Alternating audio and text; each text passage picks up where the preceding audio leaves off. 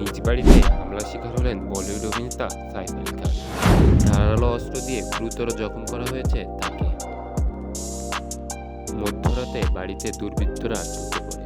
পরিবারের সকল সদস্যরা যখন ঘুমাচ্ছিলেন তখন সাইফকে ছুরি আঘাত করে পালিয়ে যায় দুর্বৃত্তরা। মুম্বাইয়ের লীলাবতী হাসপাতালে চিকিৎসাধীন রয়েছে সাইফ। ভারতীয় গণমাধ্যম সূত্রে জানা গেছে, গত বুধবার রাতে সাইফের বাড়িতে হামলা করে একদল ডাকাত। পুলিশের ধারণা ডাকাতিই ছিল এই হামলার উদ্দেশ্য।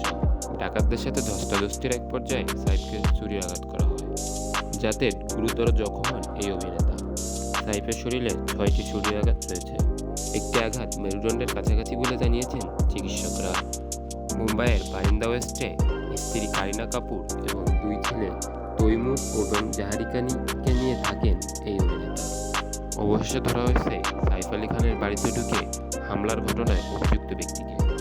গ্রেপ্তারকৃত ব্যক্তির আসল নাম মোহাম্মদ শরীফুল ইসলাম, তবে এতদিন বিজয় দাস নামে পরিচিত ছিলেন বলে জানিয়েছেন মুম্বাই পুলিশ।